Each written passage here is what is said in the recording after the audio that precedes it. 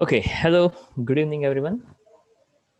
Chapter 7 rotational motion, जिसमें आज numericals की बात करेंगे और आज एक्सेस के काफ़ी सारे क्वेश्चंस ऑलमोस्ट सभी खत्म हो जाएंगे. पार्ट 4 जो है, इफ इट्स पॉसिबल तो हम उसके बाद चैप्टर 8 जो है उसको भी स्टार्ट कर सकते हैं. दैट इज ग्रेविटेशन, जो भी काफ़ी इंटरेस्टिंग चैप्टर है.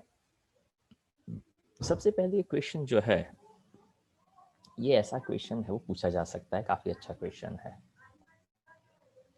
क्वेश्चन ऐसा है, from a uniform disc of radius capital R a circular hole of radius R by 2 is cut out. मतलब एक डिस्क था, उसमें से एक और डिस्क के जितना पार्ट हमने निकाला जिसका रेडियस आर बाई 2 था. The centre of hole is at R by 2 from the centre of original disc. अब ये जो लाइन है उसको समझने के लिए यहाँ पे एक फिगर दिया हुआ है. उसी फिगर को मैं यहाँ पे फिर से ड्रॉ करने का ट्राई करता हूँ. मान लीजिए कि ये ओरिजिनल डिस्क है, ये यहाँ से लेकर यहाँ तक का उसका रेडियस है, तो ये हो गया r बाई 2 बराबर. तो ये जो r बाई 2 है, वो जो दूसरा डिस्क हम कट कर रहे हैं, ये उसका सेंटर है. यानी ये उसका सेंटर और ये उसका रेडियस हो गया, तो ये उसका पूरा डायमीटर हो गया और हमने ये पोर्शन कट किया हुआ है. ऐसा क्वेश्चन का सिचुएशन है. एग्जाम पॉइंट ऑफ व्यू से ये क्वेश्चन भी बहुत बहुत बहुत ही काम का है. अब क्वेश्चन ऐसा है, look at the centre of gravity of the resulting flat body. मतलब अभी आपको इसका सेंटर ऑफ मास जो है वो बताना है. Who will tell me the formula of centre of mass. Centre of mass का फॉर्मूला क्या होता है?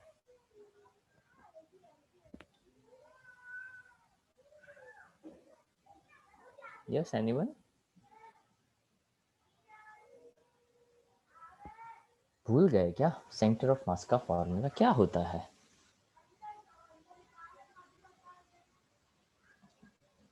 लास्ट टाइम डिस्कस भी किया था सेंटर ऑफ मास का फॉर्मूला. फटाफट याद करिए, बताइए.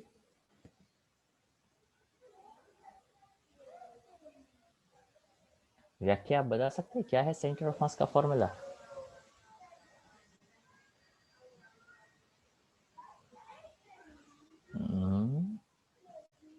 Okay okay, m1x1 plus m2x2 upon m1 plus m2. ठीक है, सेंटर ऑफ मास का फॉर्मूला ये है.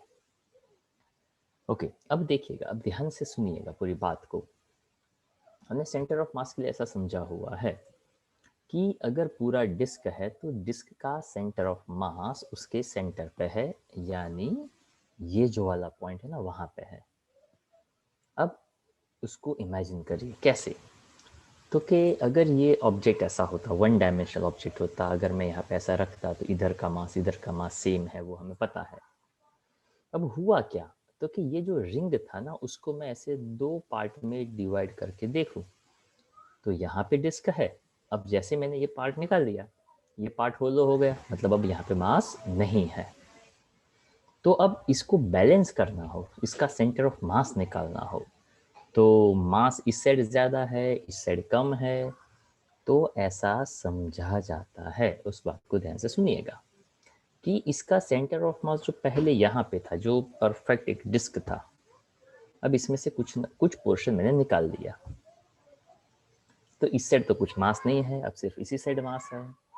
तो उसका सेंटर ऑफ मास थोड़ा सा हल्का सा इस साइड शिफ्ट हुआ होगा.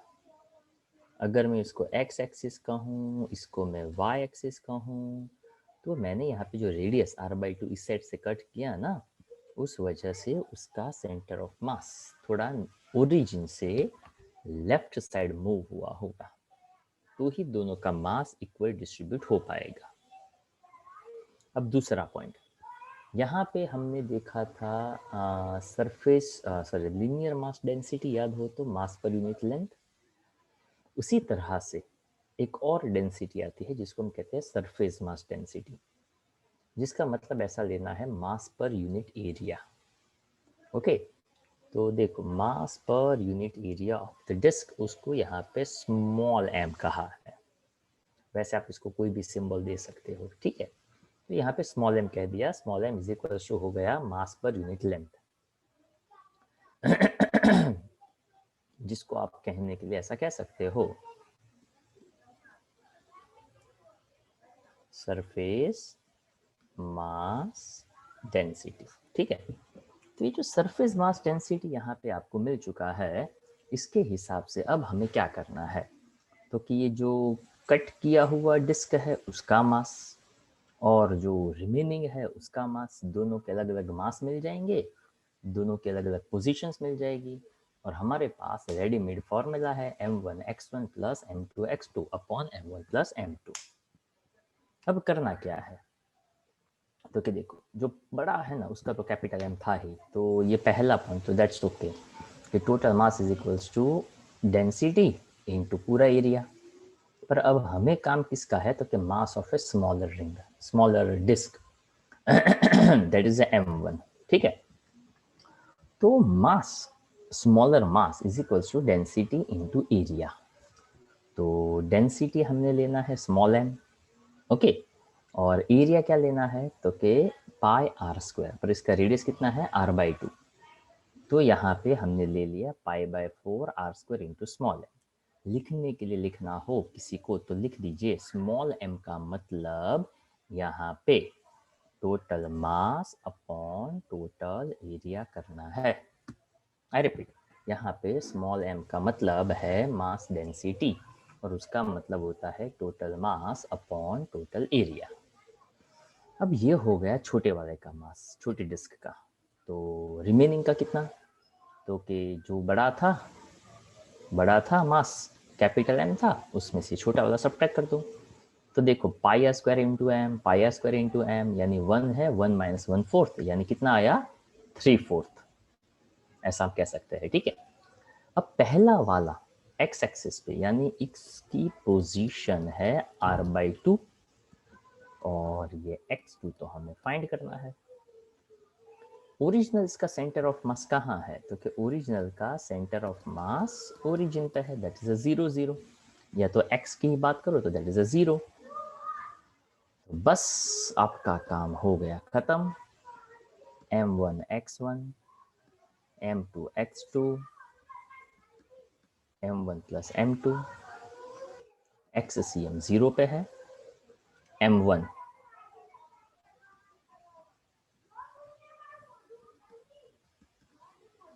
into x, that is r/2 plus m2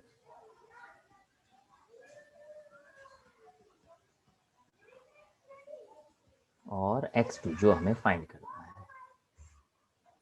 और divide by total mass. 1/4 plus 3/4, तो 1/4 प्लस 3/4 करेंगे तो 1, यानी मैं कह सकता हूँ टोटल मास कैपिटल M। पर ज़्यादा टेंशन नहीं लेना, क्यों, तो कि ये तो इसके साथ मल्टीप्लाई हो जाएगा और क्या हो जाएगा 0, यानी वो तो वहाँ पे ख़त्म हो गया।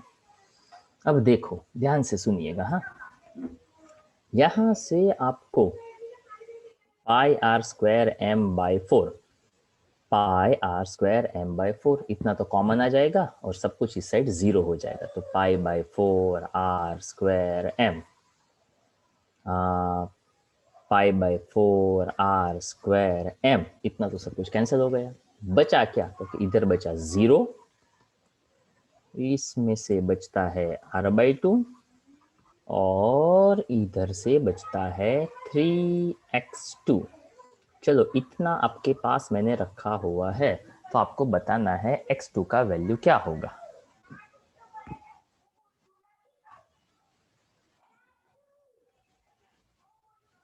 टेल मी x2 का वैल्यू क्या होगा। 0 is equal to r/2 plus 3x2 ऐसा है।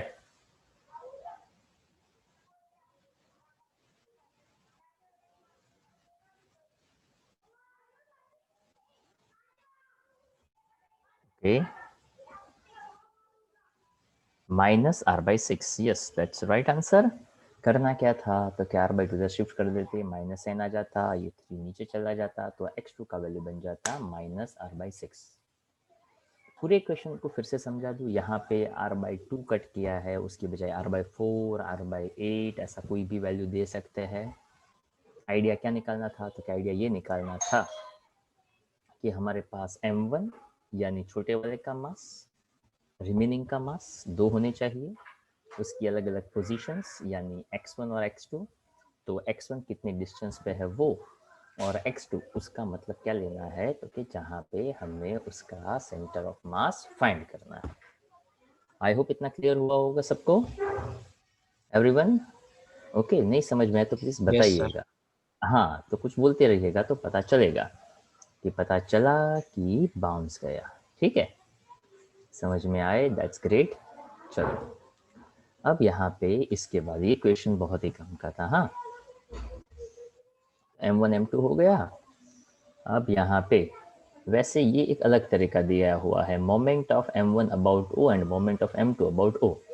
अब यहाँ पे मोमेंट क्यों लिया गया, तो क्या जस्ट सिंपल सी बात सोचिए, मास into distance. Mass into distance मतलब क्या, तो कि वो बैलेंस होना चाहिए था। अब बैलेंस होना चाहिए था, इसलिए mass into distance, mass into distance ही लेना था। मैंने XCM का फॉर्मूला लिया, तो दोनों ही चीज़ें राइट है। ठीक है, तो आप मास into distance, mass into distance ले लो, ये डिस्टेंस आपको फाइंड करना था। तो बता दिया, the centre of mass of the resulting portion lies r/6 पर। कहाँ, तो कि जो उसका सेंटर था उससे थोड़ा सा left side, opposite to the centre of the cut portion. ठीक है, वहां पे ये होना चाहिए था। समझ में ना आए तो प्लीज पूछते रहिएगा, बैठे मत रहिएगा, जो लोग अभी यहाँ पे सुन रहे हैं उसको। अब एग्जैक्टली उसी के जैसा थोड़ा बहुत क्वेश्चन है, पर ध्यान से सुनना है। अब मीटर स्टिक, जैसे क्वेश्चन में बता दिया, अब मीटर स्टिक उसका मतलब यही लेना है कि एक स्टिक है जिसका लेंथ 1 मीटर का है। अब metre stick is balanced on a knife at its centre. मतलब क्या, तो कैसा समझिए, एक मीटर स्टिक है, यहाँ पे एक नाइफ एज, यानी उसको ऐसे समझा जा सकता है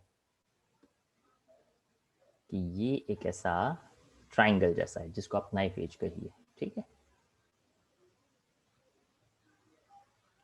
ये यहाँ पे एक स्टिक रखा हुआ है। When two coins each of mass 5 gram are put one on top of the other at the 12 centimeter mark, the stick is found to be balanced at 45 centimeter. And what is the mass of the meter stick? यानी यहाँ पे ऐसा हुआ कि अगर मैं centre पे रखता तो दोनों साइड 50-50 सेंटीमीटर होता। अब क्या हुआ, तो कि यहाँ पे और यहाँ पे 5-5 ग्राम वाले 2 कॉइन रखे, तो ऑफकोर्स ये सादा नीचे जाता। तो हुआ क्या, तो कि इसको थोड़ा सा आपको इस साइड शिफ्ट करना पड़ेगा। सो हियर द मेंशन कि जैसे हमने इसको थोड़ा सा इस साइड शिफ्ट किया, तो ये कहाँ पे बैलेंस हुआ, 45 सेंटीमीटर पे बैलेंस हुआ। तो as the metre stick balances at 50 centimetre mark, C G का मतलब यहाँ पे लेना है सेंटर ऑफ ग्रेविटी। ओके, यानी आप ABC ऐसा भी कोई नाम दे सकते थे। हाँ, यहाँ पे G फॉर ग्रेविटी वाला जो पॉइंट है वो लेना है, C यानी यहाँ पे कोई पॉइंट ले आप, AB जितना मीटर स्टिक ले लीजिए। ओके, ऐसा आप कह सकते हैं। तो अब क्या करना था, तो कि जो पहले 50 सेंटीमीटर पे हुआ करता था, अब वो कहाँ पे शिफ्ट हो गया, 45 सेंटीमीटर पे, राइट? तो कितना शिफ्ट हुआ, तो कि 5 सेंटीमीटर जितना शिफ्ट हुआ, तो एक साइड से 45 सेंटीमीटर, दूसरे साइड से वो 55 सेंटीमीटर हो जाएगा। तो अब यहाँ पे ऐसा समझना था कि यहाँ पे आपने कॉइन को कहाँ रखा है, 5 gram are put on the top of other at 12 centimetre mark. Okay, मतलब ऑलरेडी डिस्टेंस अब इतना जो है वो 45 का है, और अब ये 55 का है। तो कॉइन को आपने कहाँ पे रखा, तो कि 12 सेंटीमीटर, यानी यहाँ से ये वाला डिस्टेंस। तो देखो 45 minus 12, so that is 33 centimetre. Situation को समझना ही इस क्वेश्चन की रिक्वायरमेंट है। एक नाइफ एज जैसा पॉइंट ले लिया, बैलेंस करना था, आपने 2 कॉइन रख दिए, 12 सेंटीमीटर पे रखा, अब जाके वो बैलेंस हुआ। इतना क्लियर होना चाहिए।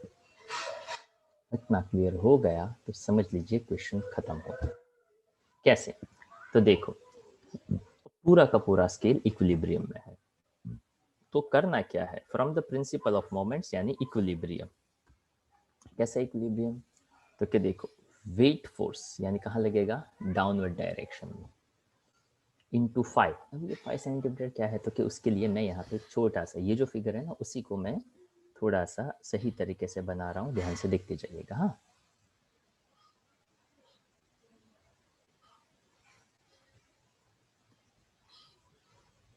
यहाँ पे mg लग रहा था, उसको थोड़ा सा हमने यहाँ पे शिफ्ट कर दिया, ठीक है।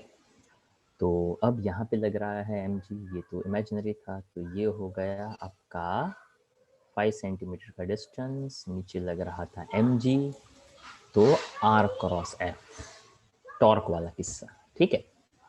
अब क्या था, तो कि 2 कॉइन्स, 2 कॉइन कहाँ पे, तो क्या भाई 33 सेंटीमीटर का, मतलब ये जिस साइड शिफ्ट हुआ उसकी ऑपोजिट वाली साइड आएगी। तो 2 कॉइन 5 ग्राम वाले, जी एज इट इज ले लिया, और कितने डिस्टेंस पे था, तो कि वो 33 सेंटीमीटर पे कॉइन थे। तो clockwise torque equals to anti clockwise torque, किस्सा हो गया खत्म। पर इसके लिए आपने आगे की इलास्ट्रेशंस और न्यूमेरिकल्स किए होंगे, तो ये आपको फटाक से पता चलेगा। बट कंडीशन से अप्लाई, आगे के क्वेश्चंस आपने जो इलास्ट्रेशंस थे ना इक्विलिब्रियम वाले, वो आपने किए होंगे, तो इसको इजीली पता चल सकता है। अल्टीमेटली है clockwise torque equals to anti clockwise torque का बेसिक फंडा। बस, तो आर क्रॉस एफ ही लेना था। यहाँ पे जो भी आर और एफ के बीच का जो एंगल है वो रहता है 90 डिग्री। ओके, इसलिए R F sine 90 sine 90 that is a 1।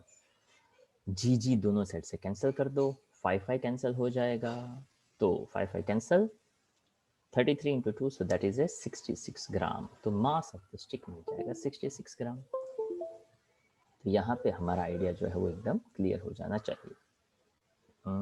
एक सेकेंड,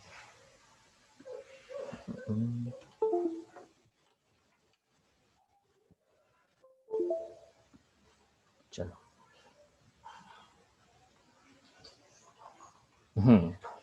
अब ये क्वेश्चन को समझने के लिए आपका लास्ट थियोरी जो था वो आपका क्लियर होना चाहिए, रूलिंग विदाउट स्लिपिंग वाला किस्सा। ताकि यहाँ पे ये जो स्टार्ट करूंगा ना मैं, acceleration equals to G sine theta 1 plus K square by R square, तो पहले तो आपको ये फॉर्मूला याद होना चाहिए। ये फॉर्मूला हमें मिलता था when any object rolling without slipping on a inclined plane. तो यहाँ पे दिया हुआ है, a solid sphere rolls down two different inclined planes of the same height but a different angle of inclination, angle theta के ऊपर depend करेगा। Will it reach the bottom with the same speed in each case? मतलब अलग अलग angle होंगे तो क्या same speed से पहुंचेंगे? And will it take a longer to roll down one plane than the other, and if so, which one and why? मतलब solid sphere है, दोनों के दोनों में अलग लिया क्या है, तो क्या लिया है एंगल। अगर अलग एंगल लेने से दोनों में सेम स्पीड होगा कि नहीं होगा, सेम टाइम लेंगे या नहीं लेंगे, अलग है तो क्यों है, नहीं है तो क्यों नहीं है। ओके, सीधा क्वेश्चन है, सिंपल सी बात है। एक्सेलरेशन का फॉर्मूला था, वहां पे था जी sine theta upon 1 plus K square by R square. पर वेलोसिटी का जो फॉर्मूला था, इसके लिए इसका थ्योरी जो डेरिवेशन था वो याद होना चाहिए। वेलोसिटी था under root 2gh upon 1 plus K square by R square. तो यहाँ पे ऐसा समझना था कि वेलोसिटी के इस फॉर्मूला के अंदर कहीं पे थीटा का कोई जिक्र ही नहीं हो रहा है, थीटा का कोई जिक्र ही नहीं है, मतलब यहाँ पे आइडिया क्लियर है, थीटा चाहे कुछ भी रखो, वेलोसिटी को कोई इफेक्ट नहीं होगा। So this is the basic idea, sphere will reach the bottom with the same speed. अब स्पीड सेम है तो यहाँ पे बताया, the sphere will take a longer time to roll down one plane than the other. Okay, तो यहाँ पे आप ऐसा कह सकते हैं कि same height but the different angle of inclination, और यहाँ पे will it take a longer to roll down one plane than the other. Okay, एंगल अलग अलग है तो शायद रोल डाउन होने में उसको टाइम ज़्यादा लग सकता है। कॉमन सेंस की बात है, अगर एंगल ज़्यादा ले लिया तो फटाफट नीचे आएगा, एंगल थोड़ा कंपेरेटिवली कम लिया तो थोड़ा धीरे धीरे नीचे आएगा। And the sphere will take a larger time in the case of the plane with the smaller inclination, जैसे अभी मैंने बताया वैसा। अगर एंगल छोटा है तो धीरे धीरे आएगा, एंगल बड़ा होगा तो फटाफट नीचे आ जाएगा। I hope it's clear. अब ये जो 19 नंबर का क्वेश्चन है वो जस्ट मोमेंट आपको मैं अभी ट्राई करने के लिए दे रहा हूँ। Just I give you 2 to 3 minutes. आप में से ही किसी को मुझे यहाँ पे एक्सप्लेन करना है। So read that question carefully, try to understand, ताकि आपने पीछे के जो क्वेश्चन समझे हैं ये उसी के ऊपर डिपेंड करता है। So everyone just read that question carefully first of all and then try to understand. बाद में आपको मुझे समझाना है। ओके तो देखिए यहाँ पे a hoop of radius 2 metre weigh 100 kg। Hoop का मतलब होता है एक रिंग जैसा, ठीक है, ऐसा आप समझ सकते हैं। A hoop of radius 2 metre weigh 100 kg। It rolls along a horizontal floor, मतलब ऐसे गोल गोल घूमते घूमते जा रहा है। आप खुद समझने के लिए आप एक फिगर अपने हिसाब से बना सकते हो। ये एक रिंग जैसा हो गया, हुप जैसा हो गया। It rolls along a horizontal floor, so its a center of mass has a speed of 20 centimeter per second. Okay तो ये उसका सेंटर ऑफ मास हो गया। तो यहाँ पे आप समझ सकते हो कि ये सीधा सीधा जाएगा, पर ये पूरा का पूरा हुप जो है वो सर्कुलर मोशन फॉलो करेगा। ऐसा हमने थियोरी में भी पढ़ा था। Then how much work has to be done to stop it.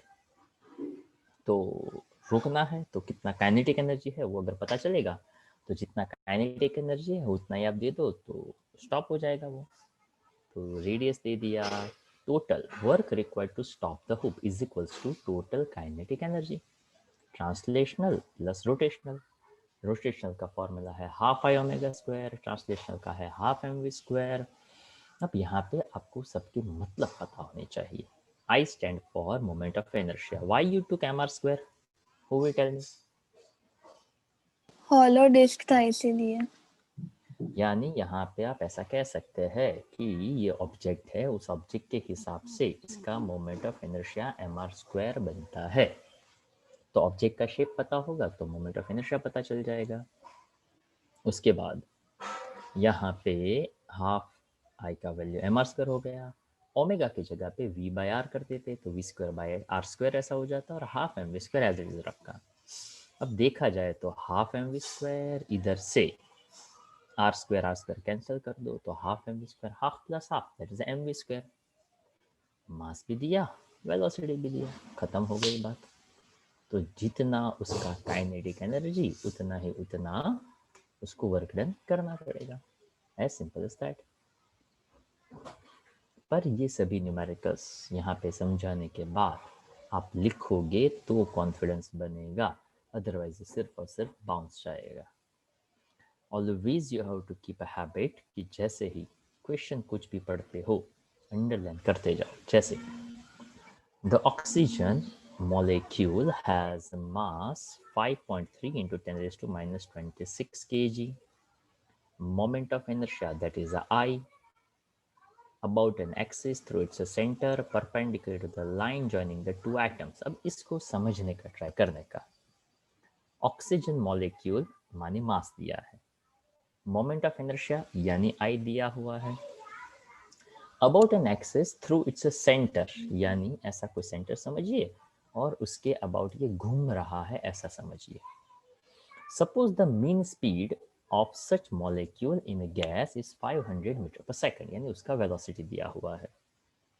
And kinetic energy of a rotation is 2/3 of its kinetic energy of translational। तो ये हमारे लिए हिंट पॉइंट बन गया। So rotational kinetic energy is equals to 2/3 of translational kinetic energy. बस इतना कर दो, आप पूरा क्वेश्चन खत्म हो गया। रोटेशनल का formula half I omega square, translational का हाफ एम वी स्क्वायर, यहाँ से 2 कैंसिल करो। अब करना क्या था तो कि यहाँ पे find the average angular velocity, omega find करना था। मास दिया है, मोमेंट ऑफ इनर्शिया दिया है, स्पीड भी दिया है। तो पूरे क्वेश्चन का हिंट सिंपल सा था, rotational kinetic energy is equals to 2/3 of translational kinetic energy. I hope you understand my point. Okay yes sir. That's yes great. Sir. नहीं समझ में आया तो प्लीज पूछिएगा जरूर। भारती समझ में आ रहा है? अच्छा, वो लाइव नहीं है शायद। चलो, अब 21st same question, solid cylinder, ये जो भी रोलिंग विदाउट स्लिपिंग है ना, यानी एक ही पैटर्न जो है वो थोड़ा थोड़ा यहाँ पे काम करेगा। A solid cylinder rolls up an inclined plane of an angle of 30 degree. At the bottom of the inclined plane, the center of mass of the cylinder has a speed of 5 metre पर second. तो पूरे question इतना जो भी पढ़ा उसके अंदर क्या क्या डेटा दिया गया, तो एक एंगल और एक speed. How far will the cylinder go up to the plane, मतलब ऐसा समझिए कि नीचे से सिलेंडर ऊपर की ओर जा रहा था, तो कितना ऊपर तक जाएगा। Okay, go up the plane and how long will it take to return to the bottom, मतलब नीचे से ऊपर जाने के बाद वो नीचे कितने टाइम में आएगा। बस क्वेश्चन की अंडरस्टैंडिंग, मतलब क्वेश्चन के सिचुएशन को समझा तो पूरा क्वेश्चन आपको समझ में आ ही जाएगा। देखिए, सबसे पहला पॉइंट, सॉलिड सिलेंडर। क्वेश्चन जो है ना, जनरली फिजिक्स के अंदर आप क्वेश्चंस को एटलीस्ट 1 से 2 बार पढ़िए। A solid cylinder rolls up an inclined plane of angle 30 degree, मतलब नीचे से ऊपर जा रहा था। कितने स्पीड के साथ? तो 5 मीटर पर सेकंड के साथ। ये सिचुएशन के अंदर सेंटर ट्रांसलेशनल, पूरा बॉडी रोटेशनल, यानी total kinetic energy the gain half M we square plus half I omega square, half M we square as it is, half as it is, पर यहाँ पे हाफ एम आर स्क्वायर क्यों लिया भाई?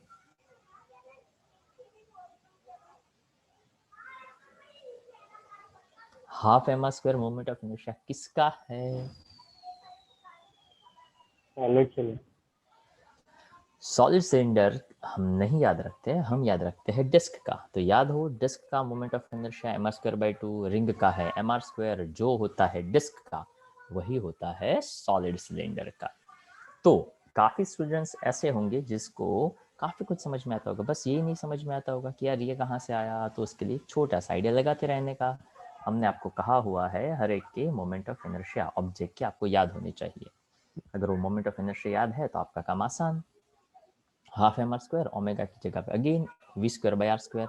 तो देखो फिर से क्या क्या cancel, r square cancel, m we square as it is, पर यह हाफ है और ये 1/4 है। हाफ प्लस 1/4 क्या हो जाएगा? 3/4 हो गया। इतना ही करने से आपका काफी सारा काम आसान हो गया। कैसे? पहले नीचे से ऊपर जा रहा था तो ऑलरेडी वो मोशन में था, तो इनिशियल पोटेंशियल एनर्जी 0। एक हाइट तक जाने के बाद वहां पे उसका काइनेटिक एनर्जी 0 हो गया। ओके, तो वहां पे कितना पोटेंशियल एनर्जी है वो आप बता दीजिए, तो mgh के हिसाब से पता चलेगा। अब यहाँ पे ये जो पॉइंट है इसके लिए अगेन उसको थियोरी जो है वो याद होनी चाहिए। मैं यहाँ पे एक छोटा सा फिगर ड्रॉ कर रहा हूँ, अगर कोई चाहे तो अपने रेफरेंस के लिए वो ड्रॉ कर सकता है। मान लीजिए यहाँ पे मैंने थीटा बनाया, ये इंक्लाइन प्लेन काफ़ी ऊपर तक था, मान लीजिए ऐसा कुछ कुछ था, ठीक है। तो यहाँ पे जो एम जी एच वो एच हाइट तक गया और ये इतना उसका स्लोप था। तो देखिए एम जी एच, तो ये एच की बजाय अगर मैं यहाँ पे m g as it is है, एच की जगह पे लिख दिया है एस साइन 30। कैसे लिखा? तो क्या देखो, मैं यहाँ पे साइन थीटा लगाता, साइन थीटा होता अपोजिट अपॉन हाइपोटेनियस, तो एम जी एच में एच इज इक्वल्स टू हो जाता एस साइन थीटा, थीटा बन गया 30 डिग्री। बात हो गई खत्म। हाफ एम जी एस यानी पोटेंशियल एनर्जी में ये एस यानी कितना ऊपर तक गया वो आपको मिल सकता है। तो जितना काइनेटिक एनर्जी है वही पूरा का पूरा पोटेंशियल में कन्वर्ट हो रहा है। इनिशियल पोटेंशियल 0 है ताकि बॉडी मोशन में है, फाइनल में काइनेटिक 0 है ताकि वो ऊपर टॉप पे जाएगा तब वो रुक जाएगा, वो रुक जाएगा यानी काइनेटिक 0 हो जाएगा। तो ultimately gain in potential and that is equals to loss in kinetic. तो दोनों को कंपेयर कर दो, एम एम कैंसिल हो जाएगा, बाकी सब कुछ आपके पास है। ओके, तो क्वेश्चन को समझोगे तो ही आपका काम आसान है। ओके, तो क्वेश्चन को समझना वो आपकी पहली रिक्वायरमेंट है। आफ्टर दैट यहाँ पे निकालना था टाइम। तो using the equation, kinematic equation याद होगा, v equal to v0 plus a t. Okay, तो v0 प्लस ए टी, तो एक्सेलरेशन मिल जाएगा माइनस vcm/2, पहला पॉइंट। और फाइनल वेलोसिटी जब ऊपर पहुंचा तो फाइनल वेलोसिटी 0 है।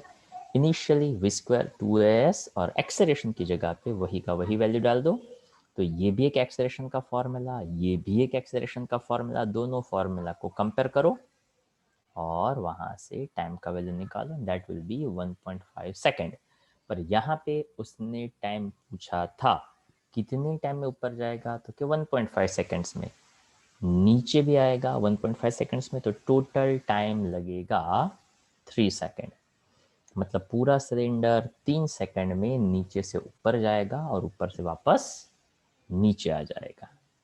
ओके, तो आई होप आप लोगों को सभी के सभी क्वेश्चन समझ में आए होंगे।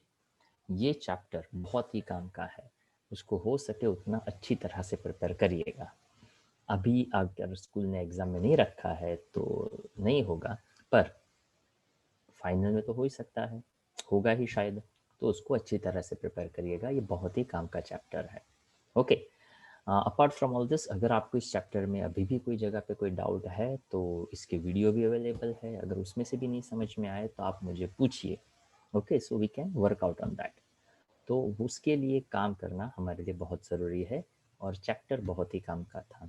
और मेरे हिसाब से 11th स्टैंडर्ड का ये एक हाई लेवल का चैप्टर था। अब इसके बाद जो भी चैप्टर चलेगा वो बहुत सिंपल सिंपल सिंपल चलेंगे। तो यहाँ से आपका 11th काफ़ी इजी होने वाला है।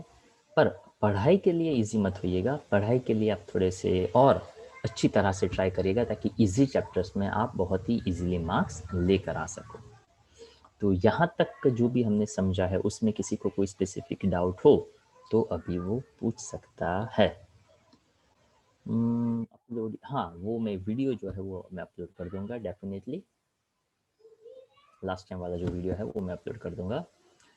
और कोई टॉपिक को लेकर किसी को कोई डाउट हो तो प्लीज़ बताइए, तो पहले वो कवर अप कर ले और उसके बाद हम आगे बढ़े।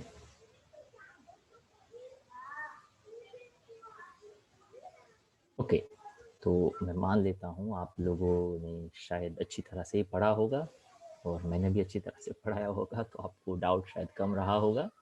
ओके, पर फिर भी कभी भी जब भी कोई डाउट आए तो आप मुझे भी पूछ सकते हैं, सर्विस सर से भी बात कर सकते हैं। ओके, तो आप किसी ना किसी की हेल्प जो है वो ज़रूर लीजिएगा। तो अभी ये चैप्टर को लेकर जो लेक्चर है वो अभी हम यहाँ तक रखते हैं।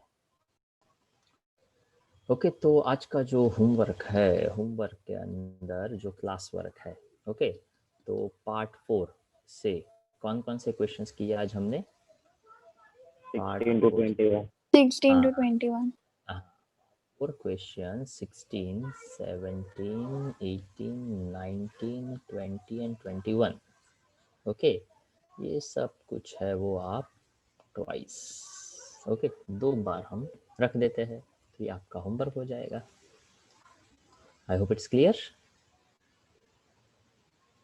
Yes, sir. ओके, Yes, चलो sir.